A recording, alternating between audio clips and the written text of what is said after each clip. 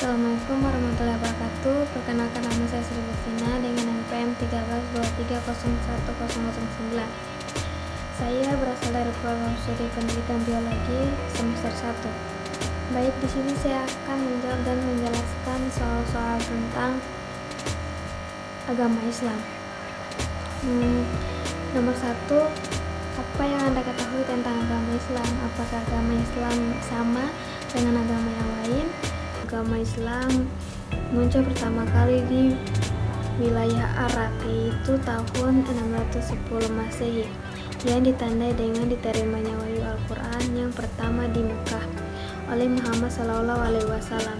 Setelah itu, ajaran Islam menyebar ke beberapa penjuru dunia, termasuk ke wilayah Indonesia. Misi Islam adalah menyuruh umat manusia untuk mengikuti jalan Allah dan Rasulnya serta percaya kepada hari kiamat. Sasarannya adalah mengeluarkan umat manusia dari kegelapan menuju ke cahaya terang. Baik, di sini saya akan lanjut untuk menjelaskan tentang apakah agama Islam itu sama dengan agama yang lain atau berbeda. Agama Islam memiliki beberapa persamaan dengan agama lain, terutama dalam nilai-nilai dasar seperti kasih sayang, keadilan, dan kebenaran. Persamaan juga dapat ditemukan dalam ajaran-ajaran tentang etika dan norma sosial. Namun perbedaannya di sini yaitu seperti cara beribadah dan kepercayaan masing-masing agamanya. Nomor 2, Al-Quran sebagai sumber hukum Islam. Pertama, mengapa? Baik, menurut Kamus Besar Bahasa Indonesia, Al-Quran adalah kitab suci umat Islam yang berisi firman Allah yang diturunkan kepada Nabi Muhammad SAW dengan perantara malaikat Jibril untuk dibaca, dipahami, dan diamalkan sebagai petunjuk atau pedoman hidup bagi umat manusia.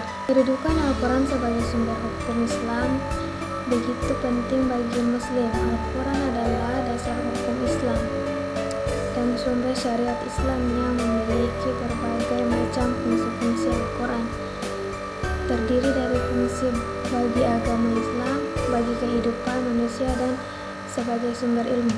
Di sini saya akan membacakan fungsi-fungsi dari Al-Quran, fungsi-fungsi dari bagian agama Islam bagi kehidupan manusia dan sebagai sumber ilmu. Pertama, fungsi Al-Quran dalam agama Islam. Setelah memahami kedudukan Al-Quran sebagai sumber hukum Islam, kita juga perlu memahami fungsi-fungsinya dalam agama Islam. Fungsi Al-Quran sebagai berikut. 1. Al-Huda, yang artinya petunjuk. Kedua, Al-Furqan, yang artinya pemisah. Ketiga, Al-Syifa, yang artinya obat. Keempat, Al-Mu'izah, yang artinya nasihat. Kedua, fungsi Al-Quran sebagai sumber ilmu. Sebagai sumber ilmu, fungsi Al-Quran adalah sebagai berikut. Ke-1, ilmu tauhid. Kedua, ilmu hukum. Ketiga, ilmu tasawuf. Keempat, ilmu filsafat Islam. Kelima, ilmu sejarah Islam. Keenam, ilmu pendidikan Islam. Yang ketiga, fungsi Al-Quran bagi kehidupan manusia. 1. Sebagai petunjuk jalan yang lurus. 2. Merupakan mukjizat bagi Nabi Muhammad SAW. Akan menjelaskan nomor 3. Jelaskan atau sebutkan 3 kebenaran Al-Quran berdasarkan hasil penelitian para ilmuwan. Fakta ilmiah dalam Al-Quran telah terbukti kebenarannya yang banyak ditemukan oleh para ilmuwan. Setiap rasul yang diutus Allah Subhanahu wa Ta'ala kepada manusia telah diberikan dengan keistimewaan yang disebut mukjizat. Mukjizat ini bukanlah keajaiban ataupun tipu muslihat untuk memperdayai umat manusia, melainkan kelebihan yang Allah Subhanahu wa Ta'ala berikan untuk meneguhkan kedudukan para rasulnya dan mempertegas seruan dakwah mereka agar manusia beriman kepada Allah Subhanahu wa Ta'ala dan tidak mempersekutunya. Tauhid. Di sini saya akan membacakan 3 kebenaran Al-Quran menurut hasil penelitian para ilmuwan. Bumi dilapisi oleh atmosfer sebanyak 7 lapis untuk melindungi bumi. Allah menciptakan 7 langit dan seperti itu pula bumi. Kedua, air laut tidak saling bercampur. Ketiga, orbit, dan dialah yang telah menciptakan malam dan siang, matahari dan bulan masing-masing dari keduanya itu beredar di dalam garis edarannya. Keempat, dengan memahami hakikat manusia, menurut Islam kita dapat memahami tentang bagaimana seharusnya manusia hidup, termasuk untuk apa manusia diciptakan.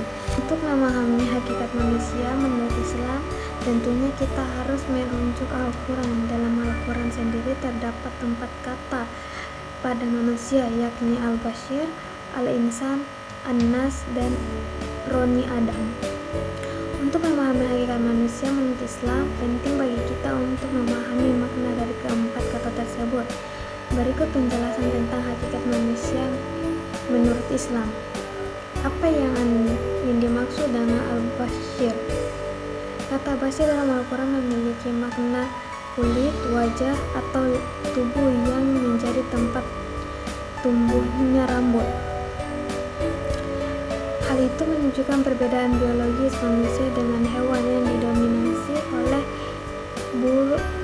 bulu atau rambut. Al-Bashir juga mencerminkan persentuhan kulit antara laki-laki dan perempuan. Manusia adalah makhluk yang memiliki sifat-sifat kemanusiaan dan keterbatasan seperti makan, minum, seks, keamanan, dan kebahagiaan. Kata Al-Insan digunakan dalam Al-Quran untuk menggambarkan manusia secara totalitas, baik dari segi jasmani dan rohani. Penggunaan kata Al-Insan dalam Al-Quran juga menggambarkan proses penciptaan manusia setelah Nabi Adam. Proses ini melibatkan perkembangan secara bertahap dan sempurna di dalam rahim. Ketiga, apa yang dimaksud dengan manusia dalam istilah manusia diberi tanggung jawab taklif, sehingga manusia dapat menjadi makhluk yang berbuat baik atau buruk. Lalu apa sih sebenarnya hakikat manusia menurut Islam? Hakikat manusia menurut Islam tidak dari alasan manusia diciptakan, yakni untuk memenuhi tugas dan fungsinya hamba Allah dan sebagai khalifah Allah. Lanjut, saya akan menjelaskan nomor 5 yang terakhir. Apa yang Anda pahami tentang iman? Iman merupakan kepercayaan yang berkenan dalam agama, keyakinan dan kepercayaan kepada Allah, Nabi, kitab, dan sebagainya. Iman juga harus diyakini sepenuh hati dengan adanya alam semesta dan segala isinya.